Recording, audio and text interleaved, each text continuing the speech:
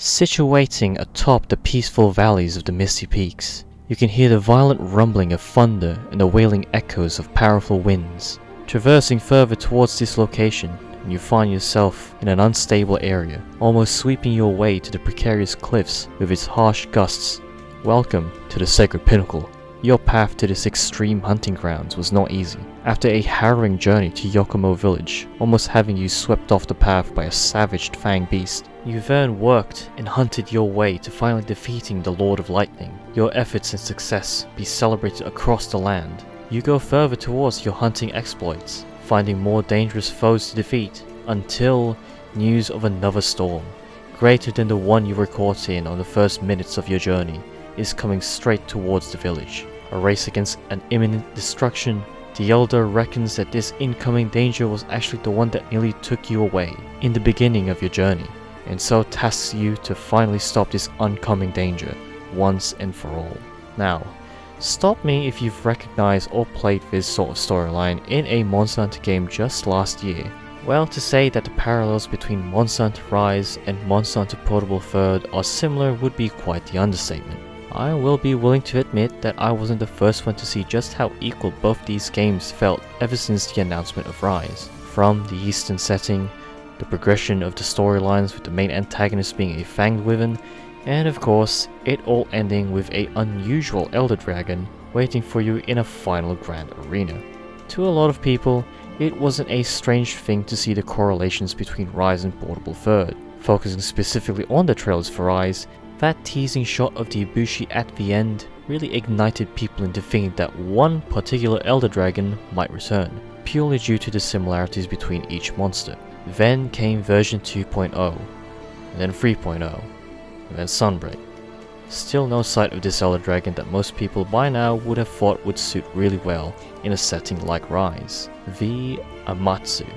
An unpredictable personification of a breathing, approaching storm was for a lot of Monster Hunter fans, and myself included, to be a perfect returnee for Rise's free updates. And it's still quite a surprise that this Elder Dragon still hasn't arrived yet. But as it always is, the more you desire for something to come, the more enjoyable and worthwhile it will be when it finally arrives. The Amatsu, a unique Elder Dragon that floats in the air like a leviathan in water, but sweeps and blows threats away like the Kushala Daora, first made its debut as the final endgame boss in Monster Hunter Portable Third. Later down the line, it then made its appearance away from the west towards Frontier, and then later Monster Hunter Online, and then finally it joined the many other Elder Dragons from past generations in, generations. That was quite a short description that I could think of when describing and explaining this Elder Dragon. But the truth is, I've never actually fought this thing, nor do I know how it fights, its special moves, and what comes after once you're done defeating the Amatsu. I've heard and seen of it. Of course, Portable Third is almost a decade years old, and I've literally made a Generations Ultimate playthrough, but still have not reached the Amatsu. Although don't get me wrong, there is still many other monsters that I still haven't faced yet, from the Acantor or the White Fatalis and so forth. It's kinda sad actually that I've lacked these experiences even though I wanted to hunt them, but as mentioned earlier, the more you desire, the more worthwhile it will be when it finally arrives, and one of that being the Amatsu. There are a handful of factors that I do know, fortunately. It lives in the Sacred Pinnacle, a very awesome and dangerous looking arena map that pits you against the Elder Dragon while a thunderstorm is happening in a blood red setting. The Infernal Springs in Rise was quite an experience for me, albeit a very late one due to me only just reaching the map just months before the release of Sunbreak, but it was fun to hunt in. Now, mix such an environment with a more violent and unsteady backdrop.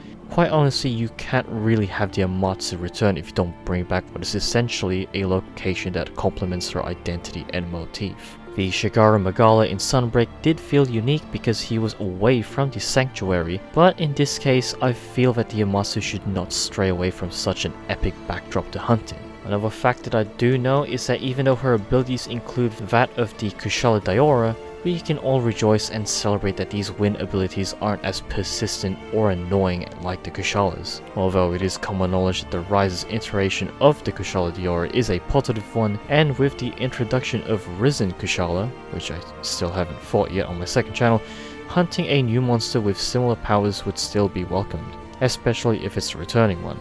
And with how Sunbreak has handled the recent returnees like the Flaming Espanas or the Chaotic Gormagala, a returning Elder Dragon could potentially come with new mechanics, a new approach in fighting her, and of course, an updated rendition of her theme song, which I will definitely look forward to. Now this reminds me distinctly to the return of the Elatrion in Iceborne, a notorious monster that included a few new moves and mechanics in fighting him, although hopefully I prefer we get something better than the Eschaton Judgment for the Amatsu's return. There is one thing that I do want to point out, however. Throughout the cycle of playing through Base Rise and Sunbreak, there really isn't any feeling of doubt or dismissal of the Amatsu arriving in the 5th generation. Not one soul in the Monster Hunter community feels uncertain or cynical about the chances of the Amatsu coming back. There were even a sizable amount of people who thought that she would have arrived earlier. But that updated roadmap with the section Elder Dragon on it absolutely puts any form of doubt to rest, especially with what I've mentioned earlier with the similarities between Rise and Portable Third, or how really appropriate she could be in a game like Rise. The chances of her not coming back is actually the real surprise, and not the other way around. It's really weird to come to a point where even casual Monster Hunter fans just know that it's going to be the Amatsu, especially with every content creator under Nan anticipating for her arrival.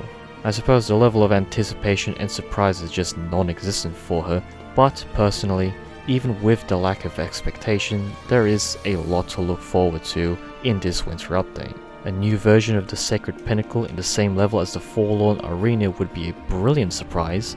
Seeing as the Forlorn Arena was announced in the first title update, it'll be a major thing if the Sacred Pinnacle makes its return in a more enhanced version, but with no mention of it. And of course, it'll be the 3rd time that a 3rd gen map will be brought back in Rise, because I think the Forlorn Arena was based in the tower map in Freedom Unite, although I would need someone to correct me if I'm wrong, because I'm not entirely sure. And of course, Amatsu will definitely bring new moves, new mechanics, maybe even more special abilities, and on top of her looking more renewed and beautiful in the current generation. And those are the factors that I'm more looking forward to for the arrival of the Storm Dragon. Please do leave a like at the end if you've enjoyed the video. I will be back on track on my playthrough for Title Update 3 on my second channel, RoolandHD, and once again, leave your thoughts and opinions down below. I shall see you next time.